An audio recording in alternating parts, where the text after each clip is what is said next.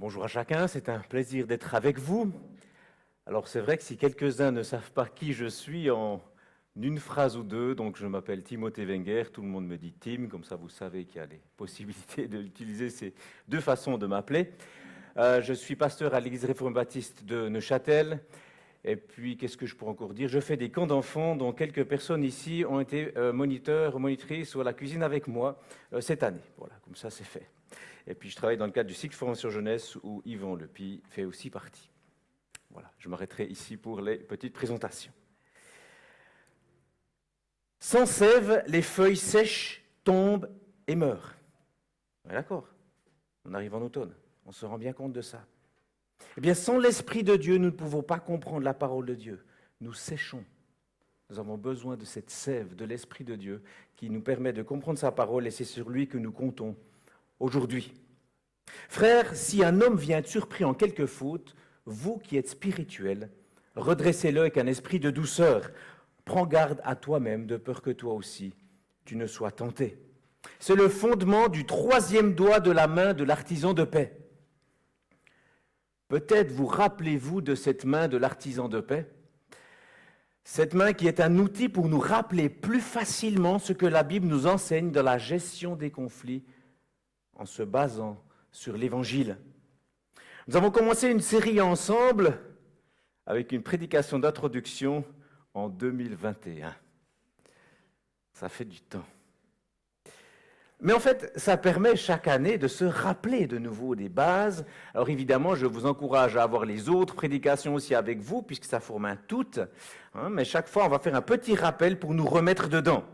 Je vous encourage à graver dans vos cœurs aussi les passages bibliques qui correspondent aux bases de chaque partie de cette main de l'artisan de paix. La main de l'artisan de paix est reliée au corps, puisque c'est le corps qui lui donne la force, la vie et son utilité. Et ce poignet, c'est l'Évangile, l'œuvre de rédemption. Ça, c'est cette chose toujours des R, pour qu'on s'en souvienne bien. Donc l'œuvre de rédemption de Jésus-Christ, comme soutien biblique, nous avons 2 Corinthiens 5, 17 à 20. Peut-être quelqu'un connaît déjà ce passage. Il est très connu, en tout cas le début. Si quelqu'un est en Christ, il est une nouvelle créature. Voici les choses anciennes sont passées, voici toutes choses sont devenues nouvelles. Et tout cela vient de Dieu, qui nous a réconciliés avec lui en Jésus-Christ, qui nous a donné le service de la réconciliation. Car Dieu étant en Christ, réconciliant le monde avec lui-même, sans tenir compte aux hommes de leurs fautes, et il a mis en nous la parole de la réconciliation. Nous sommes donc ambassadeurs pour Christ, comme si Dieu exhortait par nous. Nous vous en supplions, soyez réconciliés avec Dieu. Donc ça, c'était le poignet qu'on avait ici. Donc l'évangile, c'est la motivation, le modèle, la source, la base de l'artisan de paix. Venons-en aux quelques doigts qui forment la main de l'artisan de paix. Et le premier et le 5e doigt donc, nous indiquent des habitudes. Et les doigts du milieu sont plutôt des étapes pour gérer les conflits. Donc le premier doigt, qui est donc le R1, rendre gloire, se base sur un texte biblique que vous connaissez facilement. C'est bon, vous avez compris, Soit donc que vous mangiez, soit que vous buviez, quoi que vous fassiez, faites tout pour la gloire de Dieu. Rendre gloire à Dieu. Et cette habitude sera le champ dans lequel nous pourrons récolter la paix. Peut-être que vous vous souvenez de la vraie signification d'iPad.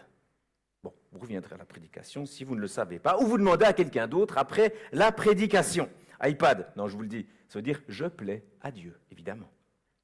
Deuxième doigt, qui nous rappelait aussi cette notion de, quand on entre dans un conflit, première étape.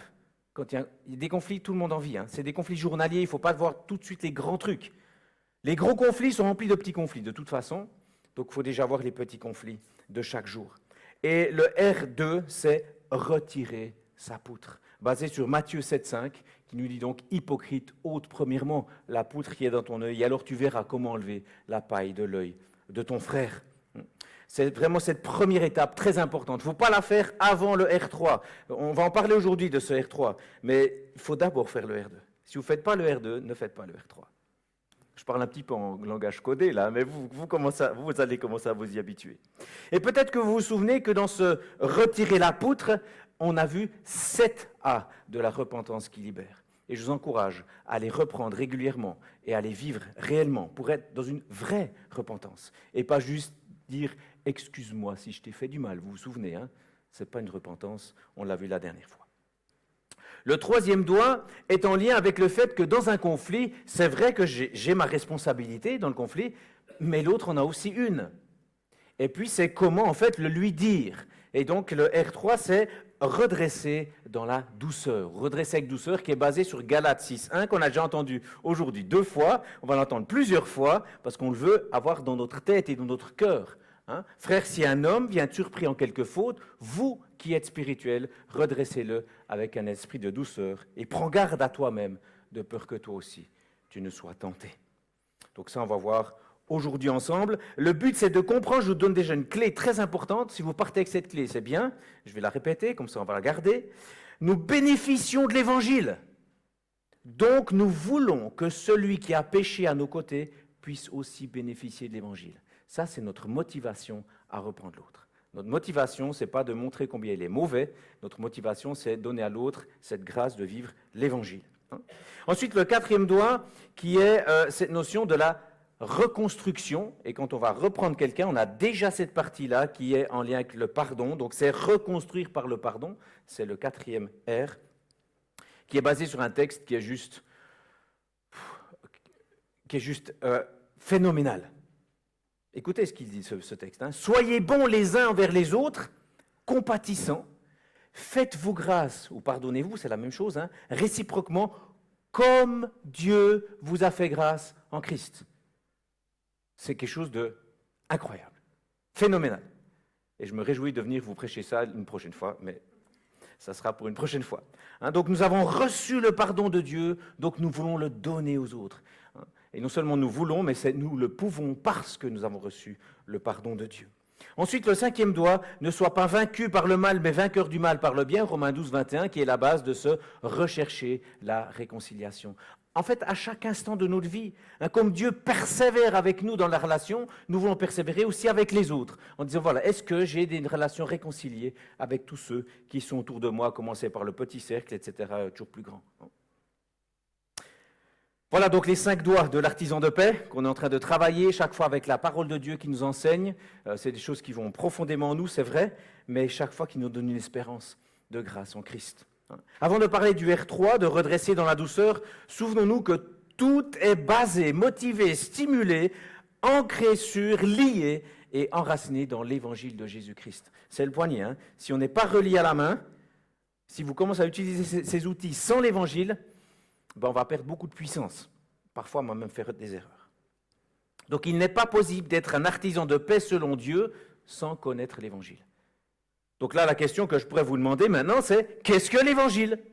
Bon, à table, à midi, vous vous expliquerez l'évangile les uns les autres, ça serait un bon exercice. Hein ? Mais on doit être capable de dire qu'est-ce que l'évangile et qu'est-ce que ça fait dans nos vies, quel est le changement. Parce que sans évangile, nous n'avons pas de garantie de pardon, vous saviez ça ? Sans évangile, il n'y a pas de garantie de pardon. Mais avec l'évangile, même si l'autre ne veut pas nous pardonner lorsque nous enlevons notre poutre, nous savons que nous sommes pardonnés en Christ. Et ça fait toute la différence. Sans l'évangile, nous n'avons aucune motivation à glorifier Dieu. Avec l'évangile, nous sommes des enfants de Dieu, ambassadeurs de la réconciliation, frères du prince de la paix. L'évangile fait la différence. Rappelons-nous l'évangile chaque jour pour le glorifier à chaque instant. Et aujourd'hui encore, pour la partie délicate de redresser avec douceur, qui vient après avoir retiré notre poutre, l'évangile est essentiel. Parce que dès que nous montrons sa faute à quelqu'un, selon l'évangile, c'est toujours pour qu'il puisse être pardonné et vivre la liberté que procure l'évangile. Pour ceux qui ne connaissent pas encore le petit truc, je vais répéter la phrase, ça veut dire que c'est une phrase qui est dans les petits papiers, si vous voulez compléter maintenant. Vous pouvez les compléter après à la maison, en souvenir, ça c'est votre affaire. Mais dès le moment où nous montrons sa faute à quelqu'un, selon l'évangile, c'est toujours pour qu'il puisse être pardonné et vivre la liberté procurée par l'évangile. Ça, c'est l'artisan de paix, selon la parole. Ce n'est pas pour assouvir une vengeance ou faire justice nous-mêmes. C'est pour faire grandir l'autre dans la foi et la joie de connaître l'évangile libérateur. Évidemment, il y aura des effets sur nous aussi. Mais ce n'est pas notre premier objectif. Nos armes de combat. Non, nous ne nous approchons pas de l'autre en ayant une attitude de vengeance avec le bâton, mais ayant une attitude de réconciliation avec le pardon. Quand on reprend quelqu'un, c'est l'attitude à avoir. Et ne nous approchons pas de l'autre en ayant une attitude de vengeance avec le bâton, mais on a une attitude de réconciliation avec le pardon. Et nous avons des armes puissantes. Et les armes que nous avons, c'est des armes de combat. C'est un combat, d'aller reprendre quelqu'un quand il a péché. C'est pas simple. C'est un combat spirituel. Et quelles sont nos armes? L'humilité, l'honnêteté, l'espérance, la grâce et le courage. Il y en a d'autres. Mais ça, c'est 5 armes très importantes à être utilisées dans ces moments-là. L'humilité, l'honnêteté, l'espérance, la grâce et le courage. La deuxième action de l'artisan de paix dans un conflit, après avoir enlevé la poutre que nous allons étudier ce matin, s'intitule donc « Redresser dans la douceur », basée sur Galates 6.1, qui dit « Frères, si un homme vient être surpris en quelque faute, vous qui êtes spirituels, redressez-le avec un esprit de douceur, et prends garde à toi-même de peur que toi aussi tu ne sois tenté. » Après l'histoire de l'héritage que nous avons eu, quand nous avons parlé de rendre gloire à Dieu, peut-être que vous vous souvenez de cette histoire d'héritage, et celle du pasteur et de son église pour retirer la poutre, eh bien, j'aimerais vous donner une histoire aujourd'hui dans un cadre professionnel et d'enseignement pour redresser avec douceur. Donc une illustration un peu plus étendue, mais qui permet d'entrer vraiment aussi dans le sujet. Jeannette patienta jusqu'à ce que tous les étudiants de Louis passent la porte. Lorsqu'elle vit qu'il avait fini son travail et qu'il avait mis ses papiers dans sa sacoche, elle entra avec désinvolture dans sa salle de classe. Il lui lança un petit sourire, elle demanda « Louis, as-tu quelques minutes? J'ai à te parler. » Louis leva les yeux, plein de suspicion, et dit « Je suis assez occupé pour l'instant, de quoi veux-tu parler ?»« J'aimerais te demander pardon pour la manière dont je t'ai parlé la semaine dernière et qu'on parle de notre relation. Mais si ce n'est pas le moment, je reviendrai plus tard. » Ce regard surpris démontra que ce n'était pas ce qu'il attendait de la part de Jeannette. Il dit « Non, c'est bon, j'ai quelques minutes. » Merci, bon. Comme je t'ai dit, je dois te demander pardon pour ce que j'ai dit à la salle des profs mercredi dernier, lorsque tu t'es moqué de moi en face de Steve et de Jocelyne. J'ai perdu mon sang-froid, je me suis lâché, j'ai eu tort. Et je suis sûr de t'avoir embarrassé. Veux-tu me pardonner ? Surpris par son intégrité, la seule chose qu'il a pu répondre fut « C'est bon, je sais que je peux être un peu dur parfois, oublions ça. » Oublier peut prendre assez longtemps. Je préférerais que tu me dises que tu me pardonnes. Mais bien sûr, comme tu veux, je te pardonne. Oublions cette affaire. Et Jeannette avait préparé cette conversation depuis des jours, avec l'aide de son conseiller dans son église.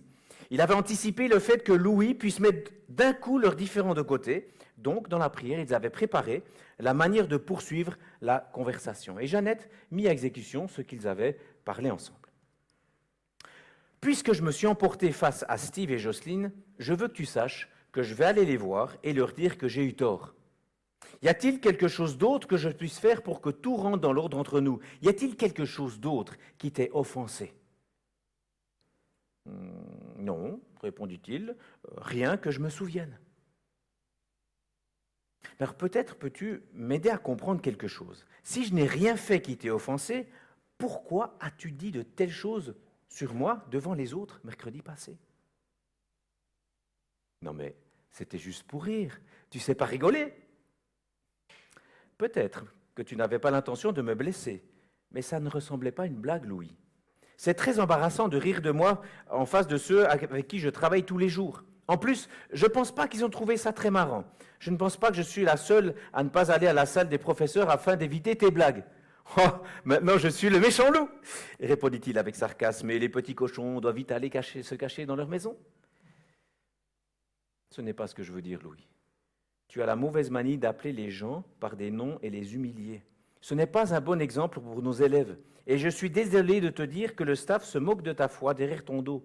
Sais-tu ce qu'ils disent ? Quoi ? Ils disent que tu es un hypocrite, Louis. Ils n'arrivent pas à comprendre que le fait que tu sois un chrétien et que tu critiques tout le temps. Louis s'humilia aux paroles de Jeannette et chercha un moyen de finir la conversation, mais avant qu'il ne puisse parler, Jeannette lui dit avec douceur, « Je ne pense pas que c'est ce que tu veux. Je crois que tu veux un témoignage positif. Mais il me semble que tu es piégé dans une habitude de dire des méchancetés aux autres. J'ai lutté avec le même problème, Louis. J'ai blessé tellement de monde par mes paroles. Demande juste à ma famille. Mais Dieu est si compatissant. Il ne nous traite pas comme nous le méritons. Et il veut nous délivrer de nos mauvaises habitudes. Il ne veut pas que nous nous fâchions. Il serait si content que nous nous pardonnions, que nous travaillions à ce que notre relation et notre témoignage s'améliorent ici. Je redis juste ceci, c'est important ici. Mais Dieu est si compatissant. Il ne nous traite pas comme nous le méritons. Et il veut nous délivrer de nos mauvaises habitudes. Il ne veut pas que nous nous fâchions. Il serait si content que nous nous pardonnions et que nous travaillions à ce que notre relation et notre témoignage s'améliorent ici. Personne ne s'était approché de Louis de cette manière de toute sa vie. La vérité des paroles de Jeannette l'avait piqué au vif, mais le ton de sa voix et le rappel du pardon de Dieu permirent une lueur d'espoir. Il s'assit sur sa chaise et soupira de lassitude et de regret. « Je ne mérite pas ton pardon, dit-il. Je t'ai raillé toute l'année, comme tout le monde. J'ai toujours utilisé le sarcasme quand je ne sais pas comment me tenir avec quelqu'un. Je reviens à la maison chaque soir, sachant que j'ai échoué. Mais je ne sais pas comment changer. Y a-t-il de l'espoir pour un pauvre type comme moi ?» « Bien sûr qu'il y en a, répondit Jeannette en s'asseyant en face de son bureau. Si Dieu m'aide à garder ma langue, il peut aider n'importe qui. Prions et demandons à Dieu de nous montrer comment nous pouvons de nos différents passés trouver une opportunité pour démontrer sa puissance dans nos vies. » Fin de cette parabole moderne qui est tirée d'une histoire vraie. Rappelons-nous du texte du jour. Frères, si un homme vient à être surpris en quelque faute, vous qui êtes spirituels, redressez-le avec un esprit de douceur et prends garde à toi-même de peur que toi aussi tu ne sois tenté. C'est vrai que l'un des exercices les plus difficiles consiste dans un conflit à aider quelqu'un à voir où il a eu tort et lui indiquer le chemin du changement. C'est vrai que c'est difficile. Cette démarche requiert une grande humilité, de la sagesse, de la patience, de l'espérance, de la grâce, du courage, dans une totale dépendance à Dieu. Alors qu'a fait Jeannette avec son collègue Louis ? Les 3 éléments que je vais maintenant faire ressortir seront 3 points qu'on va voir ensemble. La première chose qu'elle a faite, c'est qu'elle a cherché à préserver la relation. Préserver la relation. Elle a vu Louis seul, elle lui a parlé, elle a cherché à savoir s'il avait quelque chose contre elle, elle a exprimé le désir de garder et grandir dans la relation. Préserver la relation. Deuxièmement, faire bénéficier de l'Évangile. Elle lui a parlé avec douceur en expliquant que Dieu ne nous traite pas comme nous le méritons, mais veut nous délivrer de nos mauvaises habitudes, et elle l'a fait avec sagesse et humilité.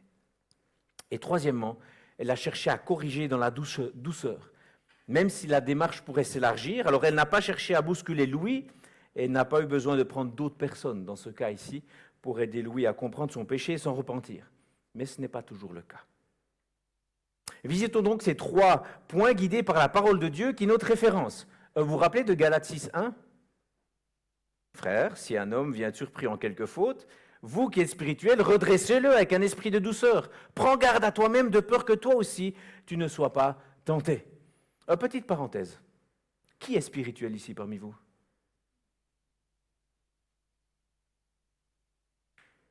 Alors pour une raison de temps, je ne peux pas développer tout ça, mais je le fais quand même, je le dis quand même parce que ça me paraît très important. Si vous pensez ne pas être spirituel, il y a 2 possibilités. Soit vous n'êtes pas en Christ, ou soit vous avez reçu un mauvais enseignement qui vous fait croire qu'il y a plusieurs niveaux de chrétiens, les spirituels et les autres, que certains appellent charnels. Pour faire court, tout croyant en Christ est spirituel. Ou alors il n'a pas reçu la nouvelle nature en Christ, et il n'est simplement pas un chrétien. Donc tout croyant, toute personne en Christ est spirituel. Donc si je repose la question, qui est spirituel ? Ça devrait être plus clair maintenant dans vos têtes, je l'espère. Donc qui est concerné par ce texte ? Parce que c'est ça, c'est ceux qui sont spirituels, donc c'est ceux qui sont concernés. Si vous dites que vous n'êtes pas spirituel, vous n'êtes pas concerné par le texte. mais vous n'êtes pas croyant, vous n'êtes pas chrétien, vous n'êtes pas en Christ. Donc commençons par préserver la relation, comme je vous l'ai annoncé. Premier élément qu'il est important lorsqu'on est dans un conflit ou une situation où il y a quelque chose qu'on pense qu'on devrait régler avec quelqu'un. Dans cette notion de préserver la relation, on devrait se poser la question, est-ce que je peux passer sur l'offense? Donc avant de parler de la manière d'aborder celui qui nous a fait du tort, il est utile de nous poser la question si nous pouvons vivre Proverbe 19, 11.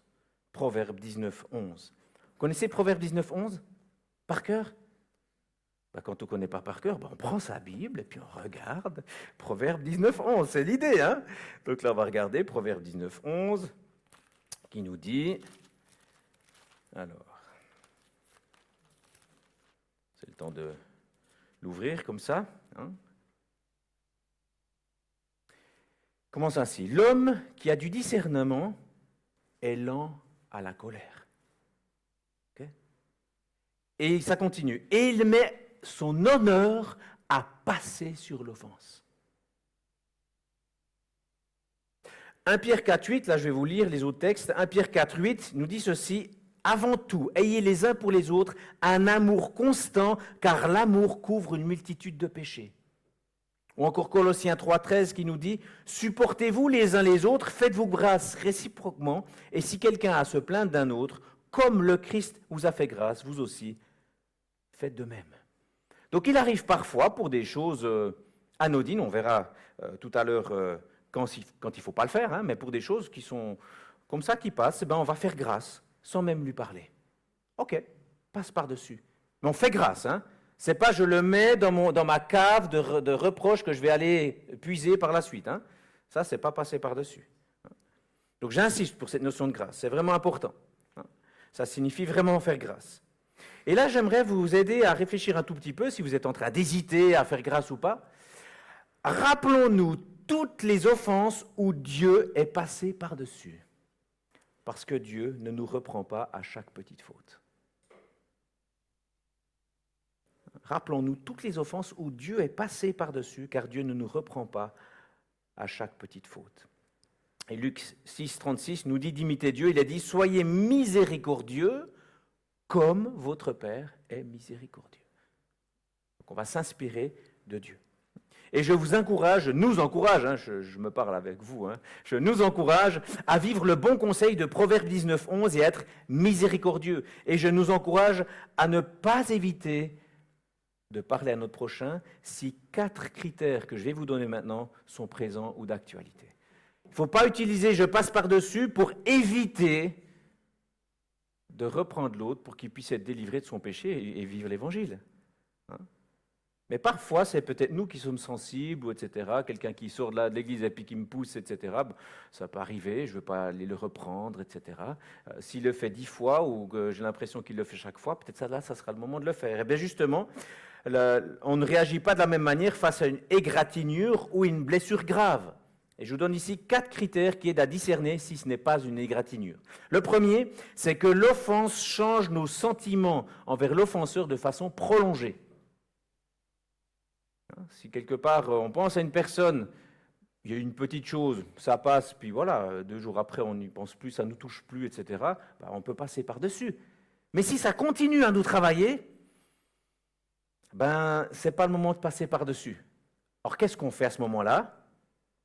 R1, rendre gloire à Dieu. Comment est-ce que je peux rendre gloire à Dieu dans cette situation-là? R2, comment retirer la poudre de mon œil dans cette situation-là? C'est ce qu'il faut faire en premier. Puis ensuite, quand on a fait ces étapes-là, on va aller au R3. Donc, l'offense change nos sentiments vers l'offenseur de façon prolongée. Deuxièmement, l'offense cause de sérieuses blessures à la victime. Donc, la victime, ça peut être nous-mêmes ou quelqu'un d'autre. Mais s'il y a de sérieuses blessures ou des choses qu'on ne peut pas simplement passer à côté, il ne faut pas se dire « je passe par-dessus, l'amour couvre une multitude de péchés ». Non, il y a trop de choses graves qui se sont passées en disant « je couvre ». Non, c'est vraiment important. Non, on va aller reprendre la personne parce qu'on veut qu'elle puisse être délivrée de son péché. C'est important. Troisièmement, l'offense cause de sérieux torts à l'offenseur lui-même. Parce qu'en faisant certaines choses, il y a des personnes, ils perdent leur réputation, il y a toutes autres choses qui se passent, etc. Puis on dit, mais non, on ne veut pas ça. On veut que la personne puisse aussi bénéficier de l'Évangile. Et quatrièmement, l'offense produit de sérieux dommages à la réputation de Dieu. Si quelqu'un se dit chrétien et qu'il fait des choses qui n'ont rien à voir avec la vie chrétienne ou contre la vie chrétienne, il ne faut pas dire je passe par-dessus, c'est l'amour, couvre une multitude. Non, non, la réputation de Dieu est en jeu. Donc ça, c'est 4 critères qui peuvent nous aider à savoir que ce n'est pas une égratignure. Ok ? Alors si c'est possible, passons sur l'offense en faisant grâce. Et sinon, l'un des critères énumérés nous pousse à parler à la personne, nous avons préservé la relation. Et là, la première chose, c'est Matthieu 18, 15, en agissant seul à seul. Ça, c'est un élément important. Matthieu 18, 15, on l'a entendu tout à l'heure, si ton frère a péché, va et reprends-le seul à seul. S'il t'écoute, tu as gagné ton frère. Alors c'est intéressant parce que Jésus dit ça juste après une parabole. C'est pour ça qu'on l'a lu avant, pour qu'on l'ait un tout petit peu en tête. Vous vous rappelez la parabole que Jésus dit juste avant ce texte ? Très intéressant. C'est le parabole du berger qui va chercher la brebis perdue. Ok ? Donc le but n'est pas d'aller chercher la brebis avec tout le troupeau, lui expliquer qu'elle est perdue et la laisser là. Ah ben non. Comprenez l'idée ? Non, c'est pas ça l'idée. C'est pas prendre tout le troupeau, lui expliquer qu'elle est perdue. Non, le but est de la retrouver et de la ramener dans le troupeau et le berger y va seul. Et juste après, il dit, si ton frère a péché, voilà, seul à seul. Ne prends pas tout le troupeau pour montrer, etc., toute la faute que cette personne est en train de vivre. Il en est de même si ton frère a péché. D'ailleurs, Jésus, après avoir expliqué comment gérer cette situation, parle d'une autre parabole, celle du Dieu de grâce extraordinaire et du serviteur impitoyable. Ça vient juste après, ça on ne l'a pas lu parce qu'on ne voulait pas lire tous les textes bibliques, mais juste après on a cette parabole et il enseigne comment pardonner. Ça veut dire que quand on va vers son frère pour le reprendre, le pardon est avec nous. Et combien de fois par jour ? 7 fois. Et Pierre, franchement, il disait 7 fois, c'est juste énorme. Hein. À l'époque, il disait, je crois que c'était 3 ou 4, je sais plus. Non, 3 fois, je crois. 3 fois, c'était le sommet, quoi. Bon, bah, Jésus, il a fait un calcul incalculable.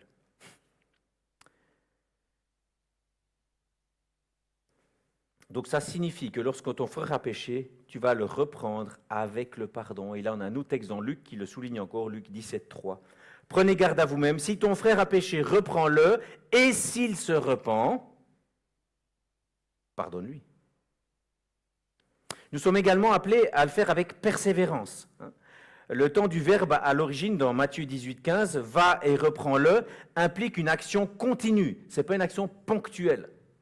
Ce n'est pas juste je vais puis après c'est fait. Non, j'y vais parce que continuellement, parce qu'il y a vraiment ce désir, qu'il y a vraiment ce changement. Et si la première fois que nous abordons le sujet, ça ne s'est pas bien passé, bien réfléchissons à ce que nous pouvons améliorer. Est-ce que vraiment je l'ai fait pour rendre gloire à Dieu ? Est-ce que vraiment j'ai retiré la poutre de mon œil avant d'aller vers l'autre ? Puis retirer la poutre de mon œil, c'est lui dire peut-être des choses que je lui ai fait à lui ou à elle. Et cherchons à reprendre le dialogue. Soyons motivés par des passages bibliques. Lisez des passages bibliques avant de les reprendre quelqu'un. Moi, ça m'aide beaucoup en tout cas. Jacques 5, 19 et 20, par exemple, qui nous dit « Mes frères, si quelqu'un parmi vous s'est égaré loin de la vérité et qu'un autre l'y ramène, sachez que celui qui ramène un pécheur de la voie où il s'était égaré sauvera une âme de la mort et couvrira une multitude de péchés. » Mon but, c'est que l'autre puisse être délivré, pardonné, purifié. Et avec l'aide de Dieu, nous désirons faire bénéficier l'autre de l'Évangile. C'est ce que nous allons voir maintenant dans notre deuxième point. Faire bénéficier de l'Évangile. Là, c'était préserver la relation. C'est un élément important quand on veut reprendre. Puis deuxièmement, c'est faire bénéficier de l'Évangile. Après avoir parlé de l'importance de préserver la relation, en passant par-dessus quand c'est possible, et en agissant seul à seul, allons au point clé, la motivation principale, au fondement de notre action pour reprendre quelqu'un. Faire bénéficier de l'Évangile. Galates 6.1, ça vous dit quelque chose, frère? Si un homme vient être surpris en quelque faute, vous qui êtes spirituel, redressez-le avec un esprit de douceur. Prends garde à toi-même de peur que toi aussi, tu ne sois tenté. Lorsque quelqu'un m'a déçu ou offensé, ma tendance naturelle est de m'approcher de l'autre avec la loi pour l'écraser, en disant qu'il a mal fait et qu'il aurait dû faire mieux. Malheureusement, ça m'arrive trop souvent, quoi. Je ne sais pas vous. Mais cette approche met généralement les gens sur la défensive et deviennent réticents à admettre leur faute et qui ne fait qu'empirer le conflit. Si on vient vers vous puis qu'on vous dit « t'aurais dû faire ça », etc., vous êtes là, bien sûr, vous dites « ah oui, bien sûr, je suis d'accord avec toi, je me repens, etc. » Non, généralement, c'est plutôt ça vous faire complètement. Ça le fait aussi aux autres, quand on le fait. Mais Dieu nous enseigne par sa grâce un meilleur moyen pour parler aux autres de leurs fautes. Or, au lieu de s'approcher d'eux avec la loi pour écraser, j'apprends à utiliser la loi. La loi, elle est là, parce qu'on dit ce qui est juste et faux. Ce n'est pas quelque chose qu'on écarte, mais pour apporter l'évangile. Et pas pour écraser. Parce que sans évangile, on écrase. Il n'y a pas d'espoir. Avec l'évangile, il y a l'espoir d'être délivré.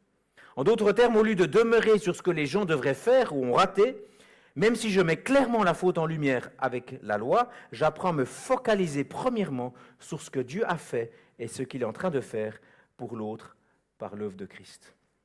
Quand je parle de loi, je parle de la loi de Dieu. Nous trouvons régulièrement des exemples de cette approche dans les Écritures. Je vous en donne juste 3 qui sont marquants, mais il y en a d'autres. Vous pouvez chercher. Jésus face à la Samaritaine, par exemple, dans Jean 4, sans l'éviter, il n'évite pas, mais il ne focalise pas sur sa vie pécheresse. Mais il parle du salut, de la vie éternelle, de la véritable adoration et de la venue du Messie. Ensuite, deuxième exemple, Jésus face à la femme qu'on lui amène qui a été surprise en adultère. Il ne minimise pas son péché, mais comme il n'y a plus aucun cadre légal pour une peine, il ne la condamne pas et l'appelle à se détourner de son péché. Ou encore Paul, lorsqu'il écrit aux Corinthiens pour traiter des péchés graves. Dans Corinthiens, il y a des péchés graves quand même. Quand il y a un gars qui va coucher avec sa mère, enfin, toutes sortes de choses qui se passent chez les Corinthiens. Eh bien, qu'est-ce qu'il fait pour commencer? Il leur rappelle tout ce que Dieu a fait pour eux au travers de Christ. Et c'est dans cette espérance qu'il va ensuite aborder les sujets délicats à régler. Donc, avant de leur dire ce qu'ils devaient faire, Paul leur rappelle qui ils sont en Christ. Donc avant de dire ce qu'ils devaient faire, il leur rappelle qui ils sont en Christ. Donc demandons à Dieu son aide pour ne pas accabler celui que nous reprenons, mais que la faute soit clairement montrée avec l'espérance de l'Évangile. Nous pourrions dire par exemple, ça ne sera pas vos mots, pas grave, mais c'est l'idée. Je ne pense pas que tu as fait exprès de blesser Bill, mais tes paroles ont endommagé sa réputation. La bonne nouvelle est que Jésus est mort pour te délivrer, ainsi que moi-même et Bill et tous ceux qui croient en lui, de nos péchés. Dieu nous a donné un avertissement et une merveilleuse promesse. Si nous dissimulons nos péchés, il continuera à nous corriger jusqu'à ce que nous nous repentions. Mais si nous confessons nos péchés, il nous pardonnera et restaurera nos relations. C'est l'espérance que nous avons à cause de ce que Jésus a fait pour nous. Si tu demandes son aide et si tu t'occupes de ta situation de la manière dont ces enseignements te le montrent, souviens-toi des 7 A de la repentance qui libère, eh bien cet incident sera complètement balayé. Voilà une façon, j'ai dit, ça ne serait peut-être pas vos mots, mais d'avoir cette attitude, ce désir et de le dire. Souvent on ne dit pas. Oh, mais c'est évident, l'évangile est là. Non, ce n'est pas évident. Il faut le dire, il faut être explicite. Donc, en nous accompagnant dans le temps de restauration, en continuant d'avoir l'évangile comme fondement, comme but, parce que l'évangile vécu glorifie Dieu. Et lorsque nous parlons à quelqu'un de son péché, 2 choses importantes sur la manière de le faire. Alors là, je pourrais faire des heures là-dessus, mais ça sera 2 choses. Donc, voilà, ça sera très court. La première, ça c'est Jacques qui le dit, pour ça je peux le dire, c'est être prompt à écouter. Être prompt à écouter. Ça, c'est une première chose lorsqu'on reprend quelqu'un face à son péché. Parce qu'on a pu se tromper. Il faut toujours poser des questions avant d'affirmer des choses. Être prompt à écouter. Et deuxièmement, parler de manière à apporter la guérison. Parler de manière à apporter la guérison. Et de se dire, ce que je veux dire là, si c'est moi qui l'entendais, est-ce que ça m'apporterait de l'espoir et la guérison? Oui ou non? Si c'est non, ne le dites pas. OK? Donc j'ai dit, je vais très vite, là on pourrait vraiment développer énormément ici. Donc être prompt à écouter et parler de manière à apporter la guérison. Et pour ces 2 éléments, bien des choses sont données dans la parole de Dieu. Par exemple, on a les images qui sont utilisées pour reprendre quelqu'un. Si on a lu l'histoire de Nathan qui allait vers David ce matin pour le reprendre, avec cette histoire de mouton, etc., c'était pour nous donner une illustration. Nathan, il n'est pas allé vers David tout de suite dire « Oh, tu es celui qui a péché avec... » etc. Non, il lui a raconté une histoire. David, il a dit, il est venu tout fou, quoi, puis il mérite la mort, puis il dit « C'est toi cet homme. » Waouh. David, ça l'a fait réfléchir. Ça allait jusqu'au point qu'on a le psaume 51 qui est là, où il se repent, etc. Donc si vous voulez vivre un cours de communication, parce que la communication elle est importante, de comment on parle, hein.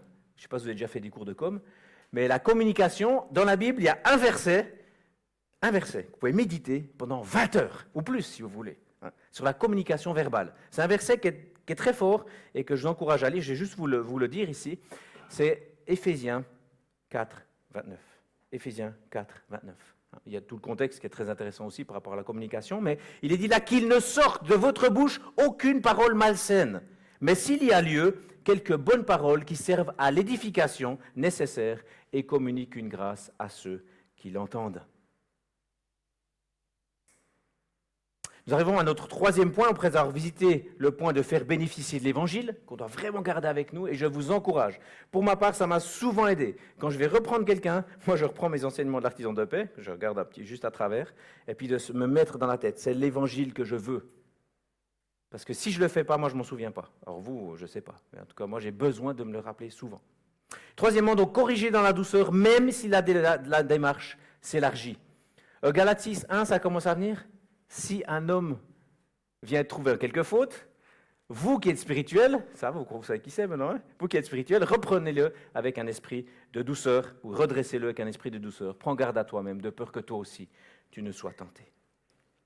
Nous sommes appelés à faire tous nos efforts pour résoudre les différends en privé selon Matthieu 18, 15.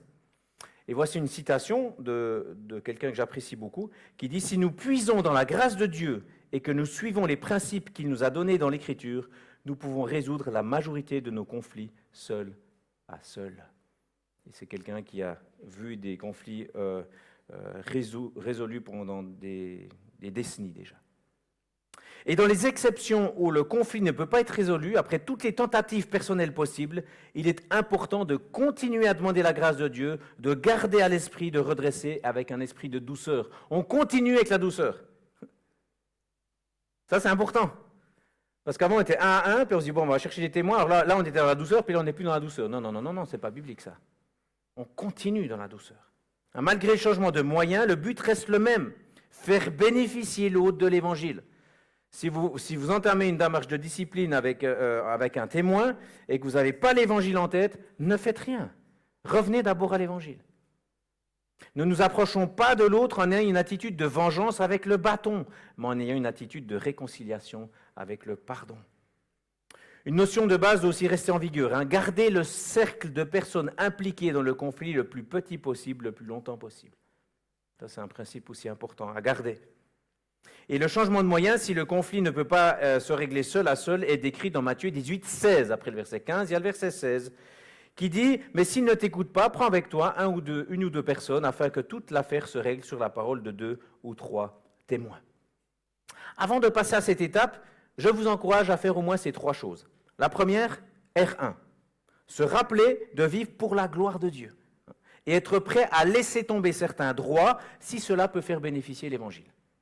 Ça, c'est cette notion de rendre gloire à Dieu. Est-ce que je rends gloire à Dieu maintenant dans ce que je vais faire, dans ce que je vis? Deuxièmement, R2, enlever sa poutre, vérifier que nous n'avons pas de faute à régler envers cette personne.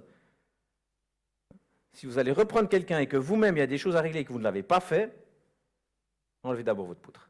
C'est très important. Et généralement, souvent, quand on enlève sa poutre, ça aide ensuite à faire la suite. Mais ne le faites pas pour faire la suite. On est des tordus. Bon. Et troisièmement, chercher la négociation en ayant demandé conseil à des personnes mûres spirituellement, sans donner de détails qui pourraient porter préjudice à l'offenseur, mais en cherchant à être aidé pour bien comprendre le fondement biblique de son action. Moi, j'appelle ça le coaching, c'est-à-dire que quelqu'un nous aide à bien parler, à faire ça, avant de passer à la médiation. La médiation, ce n'est pas la même chose. Là, c'est une personne en présence pour aider à communiquer, ou peut-être par la suite même à l'arbitrage, où il y a besoin de décision. Mais si la dispute ne peut être résolue en privé, Jésus demande d'impliquer d'autres personnes. Ça, on n'a peut-être pas l'habitude d'entendre. Mais en fait, si une dispute ne peut être résolue en privé, Jésus demande d'impliquer d'autres personnes. C'est écrit dans Matthieu 18, 16.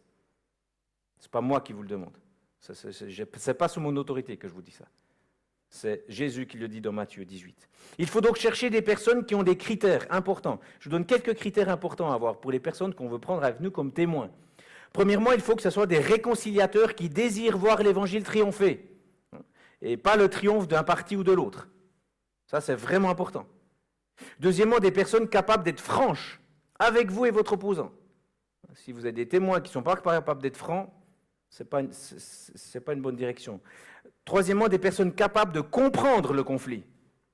Par exemple, si le conflit porte sur un élément technique ou un sujet particulier, les personnes doivent comprendre un peu de quoi il s'agit.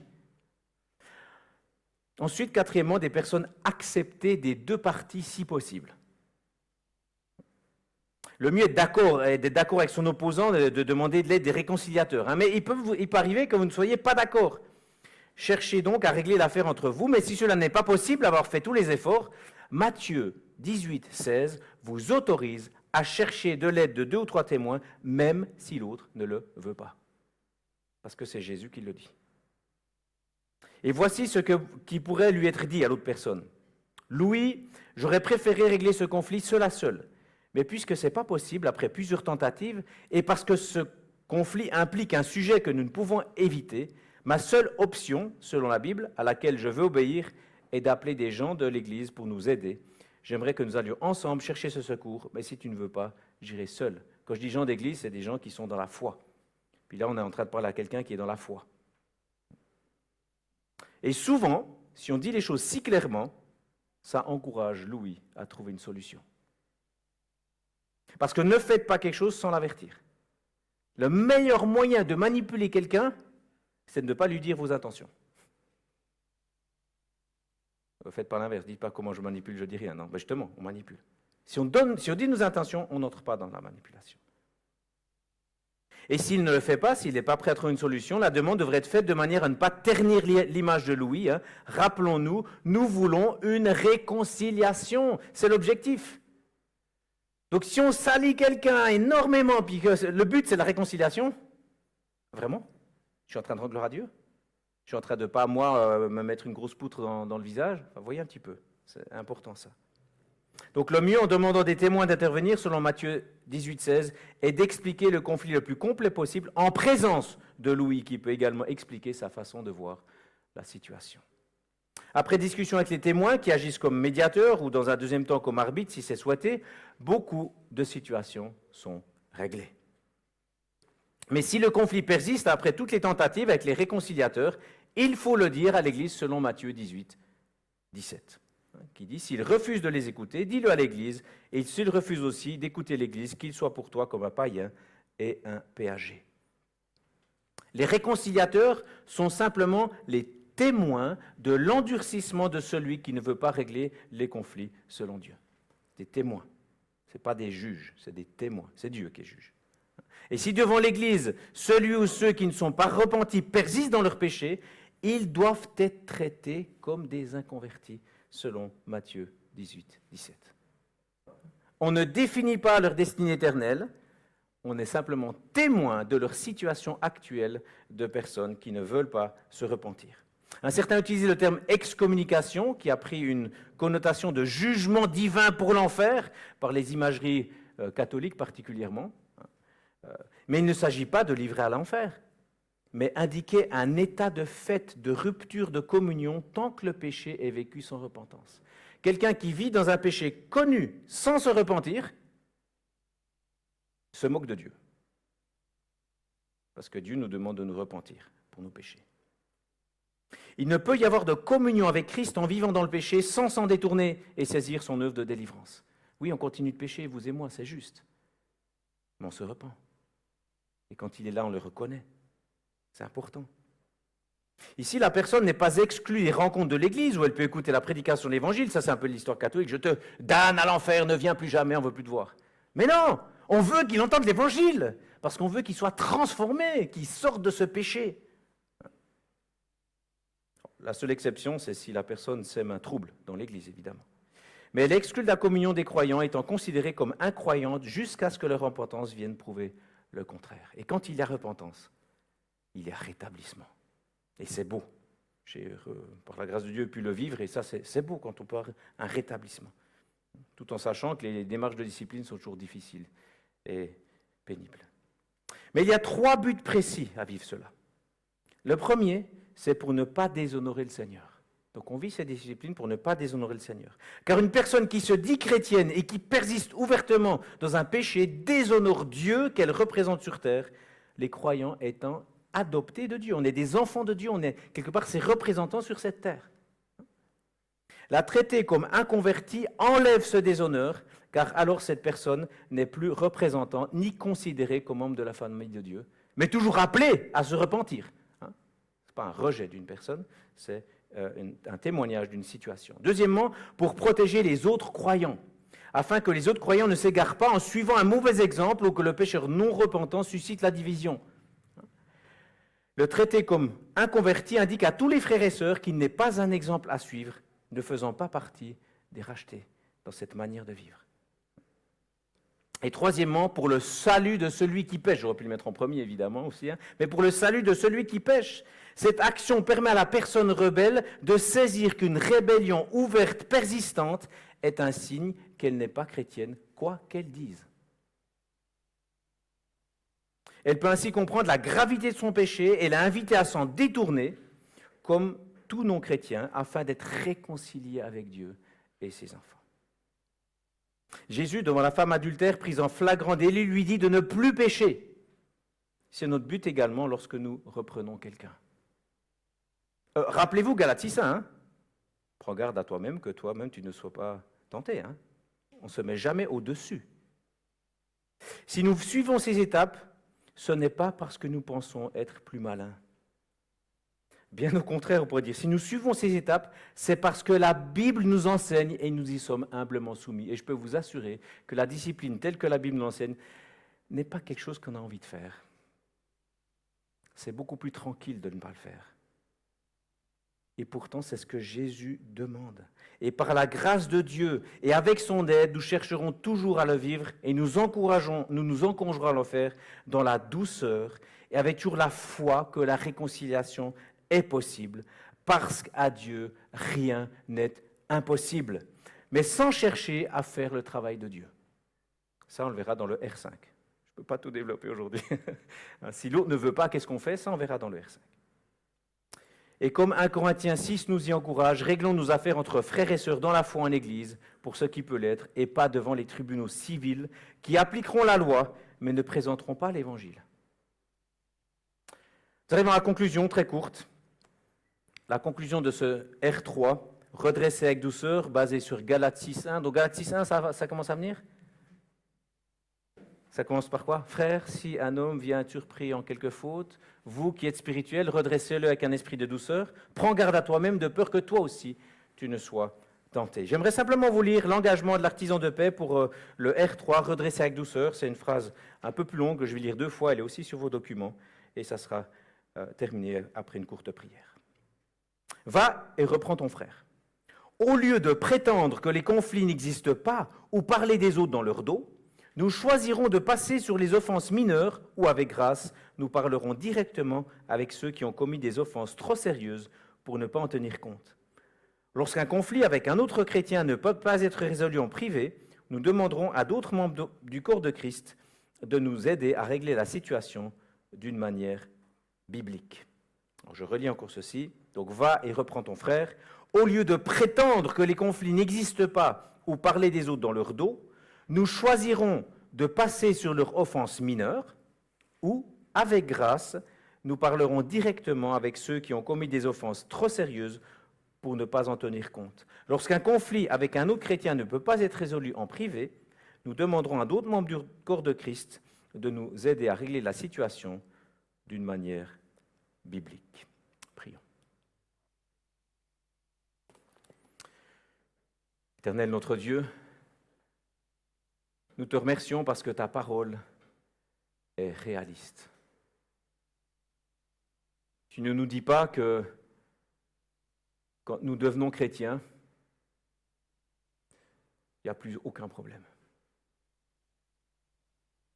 Tu nous dis, Seigneur, que quand nous devenons chrétiens, nous avons l'Évangile pour faire face aux problèmes. Et j'aimerais, Seigneur, te prier de nous aider à le vivre d'une manière tellement profonde que nous cherchions à te rendre gloire dans toute situation, même les conflits. D'ailleurs déjà les petits conflits de tous les jours. Donne-nous cette grâce, Seigneur, de retirer notre poutre, de vivre ces 7A de la repentance qui libère. Seigneur, que cela nous rende humbles et nous permette de nous rendre compte que j'ai besoin de ta grâce, autant que la première fois où j'ai appris à la connaître.